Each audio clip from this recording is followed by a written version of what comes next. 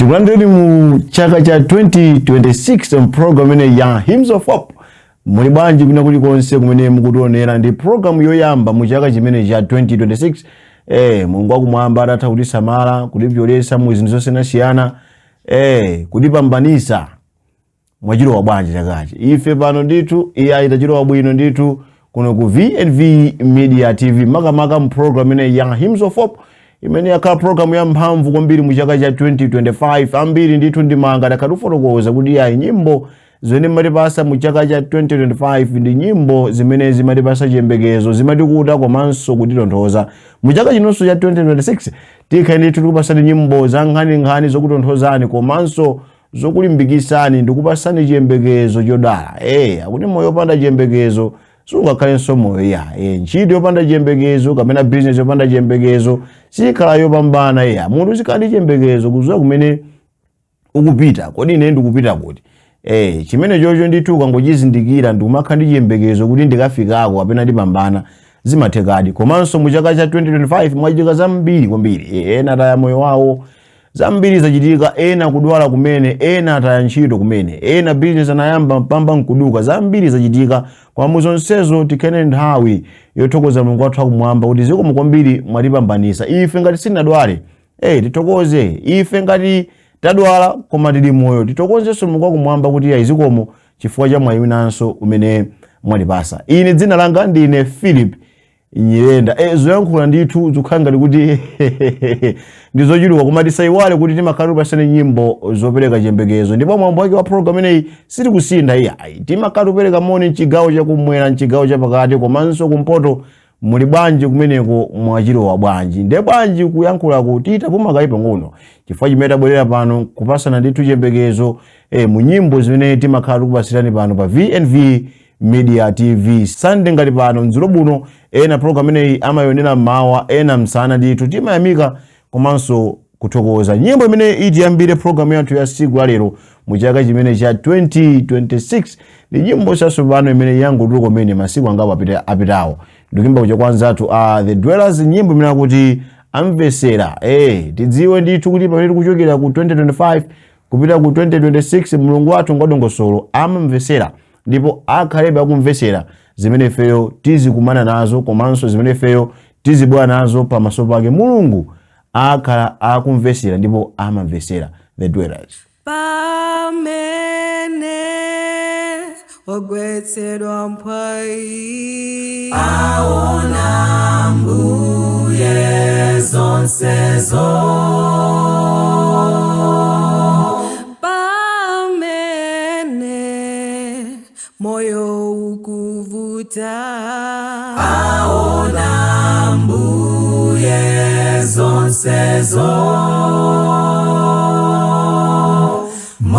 Mochititsa chidwi amvetsera, mochititsa chidwi amaona mtulire Mbuye nkhawazo. Aona Mbuye zonsezo. Ngona langula naye, mochititsa chidwi amvetsera, mochititsa chidwi amaona mtulire Mbuye nkhawazo. Aona Mbuye zonsezo, mtulire Mbuye nkhawazo. Aona Mbuye zonsezo.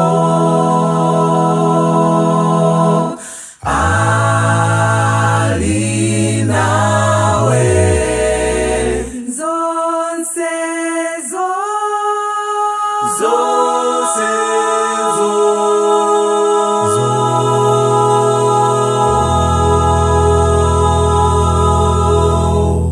Kuyimba kumeneko kwa The Dwellers, nyimbo yatsopano komanso kufika ni kwa nthawi yoyamba mu chaka chino cha 2026 kuno ku VNV Media TV mu program ine ya Hymns of Hope, imene program imene cholinga chake nkukupasirani nyimbo zopereka chiyembekezo.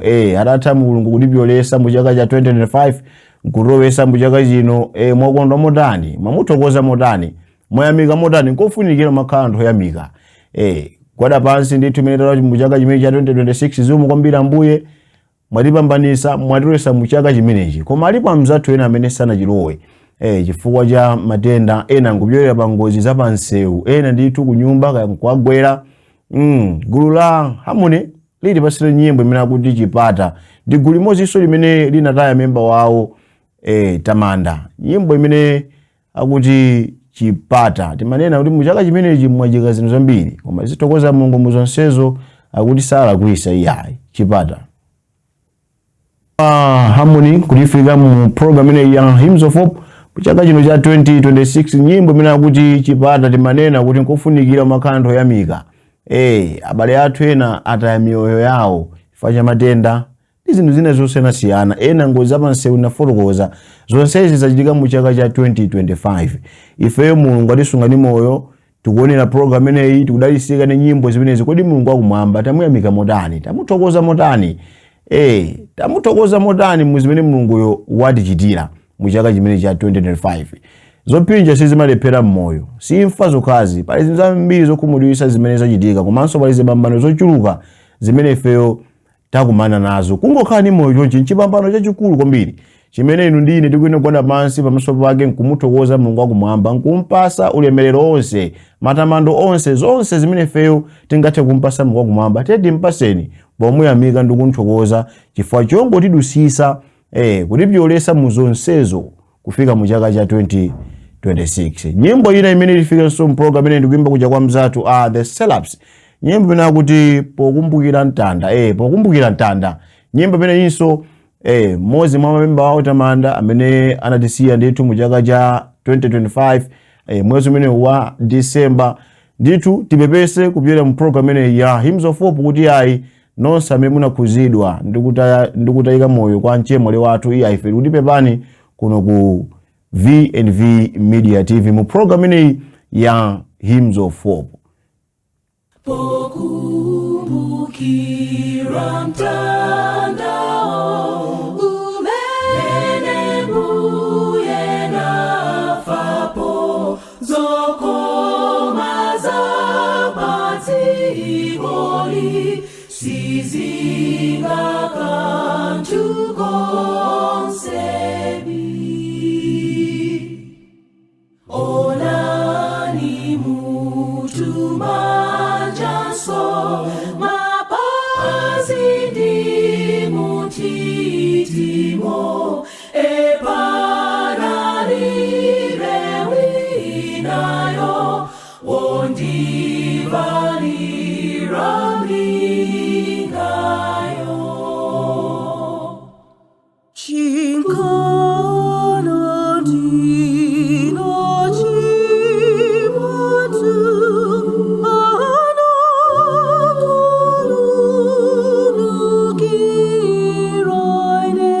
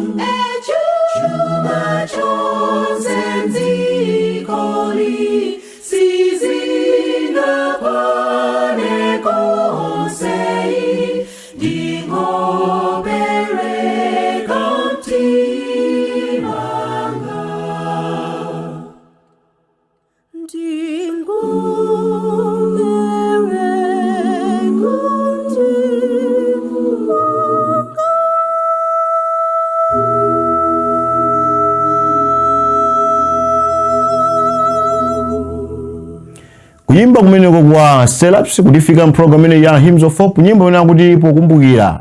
Ni nyimbo inaso yamphamvu kwambiri imene gulu imene lidayimba nyimbo ya matanthauzo, nyimbo ya uthenga wa mphamvu umene inu ndine tikuyenera makumbukira ndithu mtanda umene Yesu adaferapo. Kufera inu ndine, ndani amene angapange zimenezo inu ndine?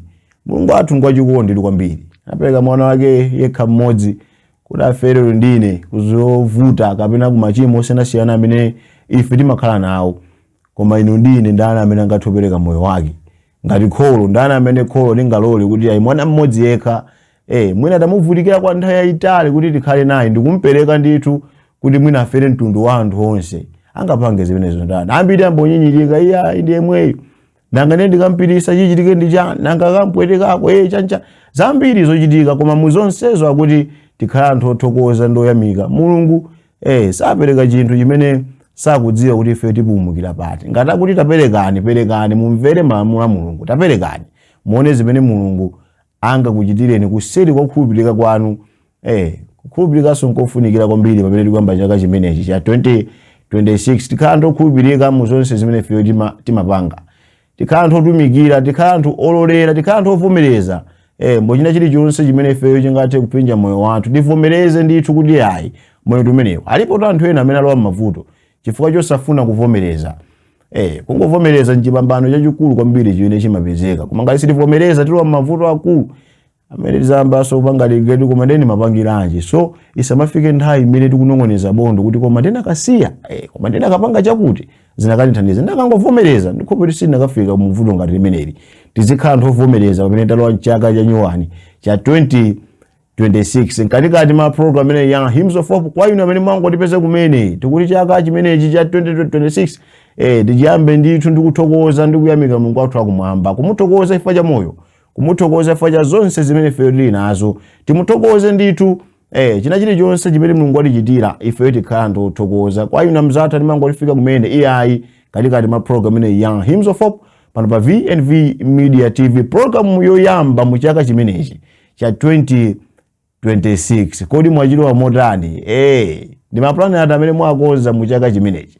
Nyimbo ina imene ilifikenso ndikuimba kucha kwa mzathu Anchalo, Nchalo Senior Youth Choir, nyimbo inakuti Yerusalemu. Unaya kuti ndipo zakukuta misozi yawo yonse kuichosa kumaso pawo, ndipo sipizakhala imfa, ndipo sipizakhala maliro kapena kulira kapena chowawisa, zoyamba zapita.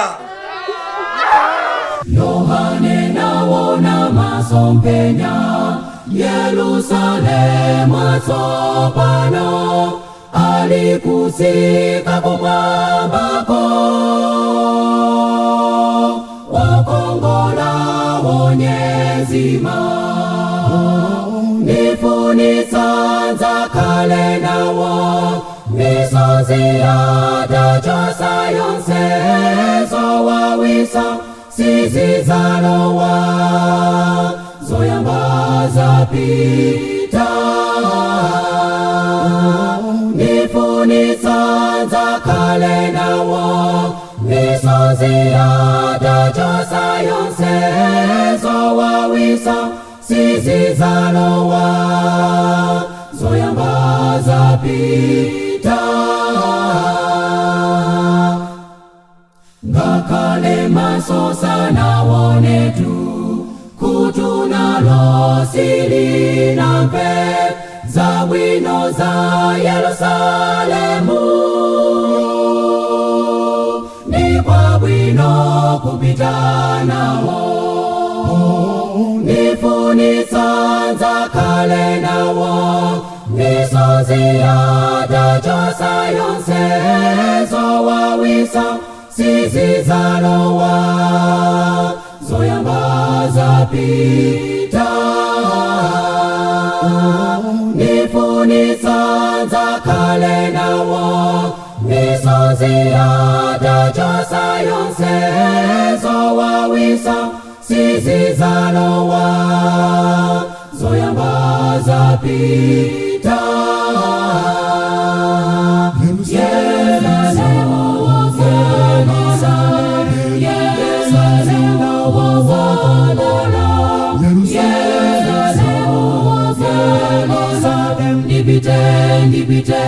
Nipite Yerusalemu,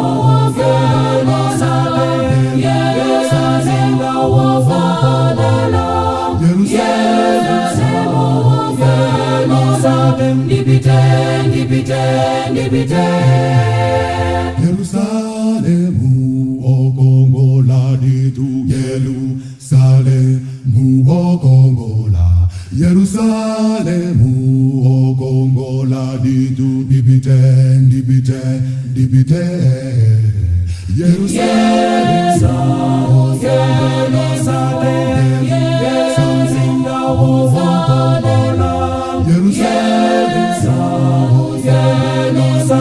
ndipite, ndipite, ndipite. Yerusalemu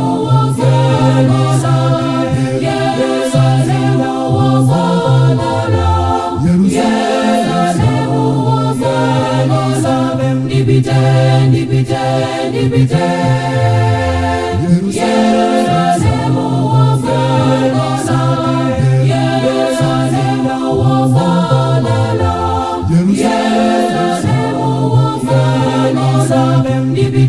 Ndipite, ndipite, ndipite. Ndipite, ndipite, ndipite.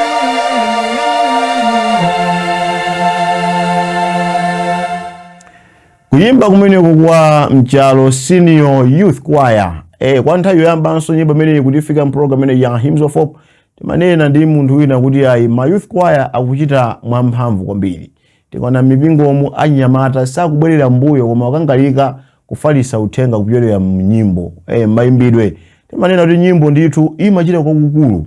Alipo anthu ena amene anasintha moyo wawo chifukwa cha uthenga kupyolera mnyimbo. Kungomva nyimbo ndikutembenuka ndithu mtima wawo. Ndi nyimbo imalalikira ndithu mwamphamvu. Nyimbo imachita ndithu kwakukulu. Tisaipwekese iyayi, tisaiderere. Pamene tikulowa mu chaka chimene chitalowa mu chaka cha 2026, nyimbo ikhale mbali imodzi ndithu yakusisimuka kwathu miyoyo yathu. Nyimbo zimene tizizimvera zikhale ndithu chisusulo. Chichewa lodi chisusulo kumoyo uno pamene tili mu chaka chimene cha 2026. Nyimbo inanso imene tifike mu program ineyi ndikuimba kuja kwa mzathu Area 36. Nyimbo imene akuti ino ndendi nthawi yabwino, imenenso ndi Youth Choir akuti ino ndendi nthawi yabwino yotembenuka ndikumuzi wa Yesu. Nthawi yabwino ndi imeneyi pamene chaka changu yamba kumene imene ikhale nthawi yabwino yoti ife timudziwe mpulumutsi wathu Yesu Khristu. Alipo anthu ena amene ndithu ndimene opezeka m'mavuto akulu koma sinapezekemo chifukwa Mulunguyo anayinafenso sikuti awo amene zakwera zovuta Mulungu sanayinawo iyayi. Sitikutero iyayi. Kuyimba kumene kwa mzathu wa Area 36. Ino ndiyo nthawi yabwino yotembenuka mtima, usachedwe ungatsatsale, bwera kwa Yesu lero. Ifa ikutamanga, mwina mawa palibe, imva Mbuye aitanawe, bwera kwa Yesu lero. Ifa ikutamanga, mwina mawa palibe, imva Mbuye aitanawe, bwera kwa Yesu lero. Zizindikiro zakwanira, Mbuye akutamsanga, lapa chimo lako leloli, bwera kwa Yesu lero. Ifa ikutamanga, mwina mawa palibe, imva Mbuye aitanawe, bwera kwa Yesu lero. Ifa ikutamanga, mwina mawa palibe, imva Mbuye aitanawe, bwera kwa Yesu lero. Kuyimba kumeneko kwa Area 36 Senior Youth Choir. Nyimbo imene akuti ino ndi nthawi yabwino yotembenuka komanso kumuzi wa mpulumutsi wathu akumwamba. Tikaona nthawi apa tafika kumalechereche kwa program yathu ya Hymns of Hope. Ndipo nyimbo imene timalidzire ndi kuyimba kuja kwa mzathu Marvelous Shields. Nyimbo imene akuti imfa sidziwika. Ena tinachoka kunchito kupita kunyumba nkumati tibwerera koma zochitika zachitika imfa yatipeza tili ku holiday. Ena ndithu tinapanga maplan a chaka cha 2026 koma ifa cha dziko limene tikhalali Satana ngoyipa kwake nkupha nkono ngatalephera ndithu kukwanirisa iyayi mwina tasamira nkono akuti china chilichonse chimene ife tingapange moyo uno timachipanga mongoyerekezera koma kusogolo kwathu kumatokhala imfa imene inu ndine sitingathe kuiona koma muzonsezo kwa ife osala tiyeni ndithu tiphunzire kulemekeza Mulungu wakumwamba nkulola kuti zichitike. Akuti chilichonse ndithu tikavomereza nkukhala nacho chiyembekezo chodala chimatithandiza ndithu kukwanisa lonjezo la Mulungu. Chifukwa tikabwerenga mawu a Mulungu amatiuza ndithu kuti lipo siku lina limene imfa sizakhalaponso. Ena tikulira okondedwa athu. Ena ndithu tudandaule ifa cha ntchito zimene tazisiya. Koma mawu a Mulungu amatiuza kuti lipo siku lina limene imfa sizakhalaponso chifukwa zowawa zonse zizakhala kuti zapita. Chofunikira inu ndine ndikufalitsa uthenga wa Mulungu kuulengeza kupyolera mu nyimbo timatha kulalikira timatha kufikira makomo ndi makomo. Tiyeni tichiteni ndithu zimenezo mu chaka ichi cha 2026 tichitire umboni ife tikhala oyambirira ndithu kukangalika ndi uthenga wa Mulungu. Marvelous Hits akuti imfa sidziwika kuyimba kumene kundumenenso kuti malizire program yathu ya siku la lero. Ine dzina langa ndine Philip Nyenda titokoze cameraman Brian Katumba chifukwa chokhala menepo kuonesesa ndithu program ikuoneka mene ikuonekeramu. Marvelous Shields nyimbo imene akuti imfa sidziwika kuchokera kwa ine tingoti bye for now. Okay, ladies and gentlemen, thank you for coming in this meeting. You've been a good team. Hoping to see you next year and hoping to achieve more goals with you. Thank you very much.